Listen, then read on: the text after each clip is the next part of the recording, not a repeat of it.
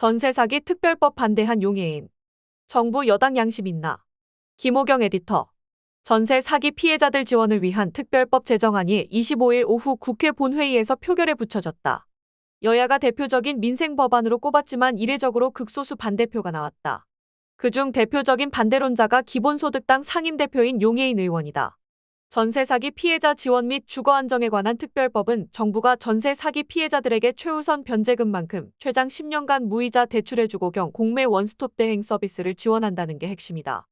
그러나 용 의원은 이날 표결을 앞두고 본회의장 단상에 올라 반대 토론에 나섰다.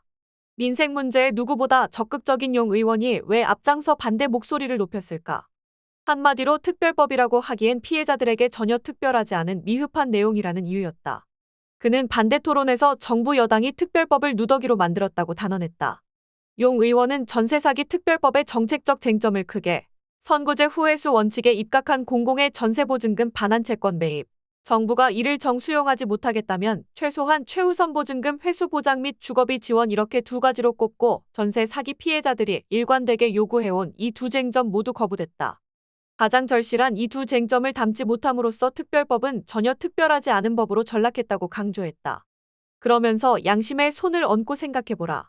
이미 대출을 받아 마련한 전세보증금은 휴지 조각 부실 채권이 되고 몇 천에서 몇 억에 달하는 채무만이 남아있는 상태에서 또다시 대출을 받게 하는 것이 대체 어떻게 구제책이 될 수 있겠느냐며 국회는 여야 합의라는 이름으로 최우선 보증금의 회수와 주거비 지원을 보장해달라는 요구조차 외면했다고 목소리를 높였다. 용 의원은 특별법을 누더기로 만든 정부 여당의 논리는 단순하다. 임대차 계약 관계라는 시장에서 발생한 사적 피해에 공적 재정을 쓸 수 없다는 것이라며 오늘 제가 이 법률안을 반대하는 이유는 시장에서 발생한 사적인 문제에 정부 재정을 쓸 수 없다는 바로 그 허구적인 논리에 대해 반박하기 위해서라고 설명했다. 그는 공공임대 정책과 저축은행 사태 피해자 구제 등 사적 영역에 정부 재정이 투입된 여러 사례를 열거한 뒤 전세 사기는 공적 구제 대상이 아니어야 할 이유가 무엇인가? 도대체 왜 아니란 말이냐? 방만하게 운영했던 대기업에는 수천억 수조 원을 지원해도 되는데 전세 사기 피해자는 왜 안 되느냐고 거듭 의문을 제기했다. 특히 그러면 정부는, 국회는 지금까지 국가 재정을 어디에 투입해왔는가? 지난해 연말 통과한 세법 개정안은 5년간 60조 원에서 70조 원에 이르는 대규모 부자 감세를 감행했고 올해 초에는 효과도 불명확한 반도체 통합세액 공제 확대에 5년간 13조 원 수준의 어마어마한 감세 혜택까지 안겨줬다면서 부자들과 대기업들을 위한 이래는 수조 원, 수십조 원의 국가 재정이 변변한 논의조차 없이 마구 집행되는데 신고 접수된 피해액 기준만 3천억 원에서 4천억 원 수준의 전세 사기 피해는 사적 자치의 영역이라 국가 재정을 투입할 수 없다고 한다고 개탄을 금치 못했다. 용 의원은 국민이 죽든 말든 국가 재정은 쓸 수 없다는 비정하고도 기괴한 이 정부 여당의 논리를 저는 도무지 용납할 수 없다. 단호히 거부한다며 제대로 된 특별법은 전세보증금 반환채권 선매입부터 대출 위주가 아닌 주거비 지원 위주 나아가 피해자 범위의 확대까지 담아내야 한다. 국민의 목숨이 단 한 명이라도 더는 희생되어서는 안 된다고 생각한다면 저는 이 특별법을 부결시키고 다시 제대로 된 특별법 마련을 위해 국회가 총력을 다해야 한다고 호소드린다고 역설했다. 그러나 이날 전세 사기 특별법은 투표 결과 재석 의원 272명 중 찬성 243명, 반대 5명, 기권 24명으로 국회 본회의를 통과했다. 피해자들은 법안 내용에 큰 실망감을 표시하고 있다. 민주당과 정의당도 특별법이 미흡하다고 인정하고 보완 입법에 나서겠다는 방침을 밝혔다. 앞서 용 의원은 이날 오전 국회 소통관에서 노조 활동 과잉 대응하는 경찰 규탄 기자회견을 열고 막무가내 윤익은 경찰청장의 폭주 반드시 막아내겠습니다라는 제목의 입장문을 발표했다. 야간 문화재를 빙자한 불법 집회를 강제 해산 조치하겠다. 불법 집회 전력 있는 단체의 집회를 금지하겠다 등 윤익은 경찰청장에 있단 위헌적 망발을 정조준한 것이다. 윤 청장의 엄포대로 경찰은 불법 집회 해산 및 검거 훈련을 6년 만에 공식 재개했다. 경찰청에 따르면 이날 서울경찰청 산하 경찰기동대 9개 중대와 경기북부 인천 강원경찰청 소속 기동대 13개 중대가 불법 집회 해산 훈련에 투입됐다.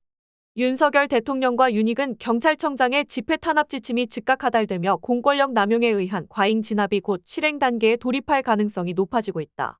이에 용 의원은 윤석열 대통령의 노동 탄압 폭주 맨 앞에는 헌법도 나 몰라라 국민도 나 몰라라 하는 막무가내 경찰청장이 있다며 급기야 경찰은 실제로 강제 해산 연습을 진행했다고 지적했다.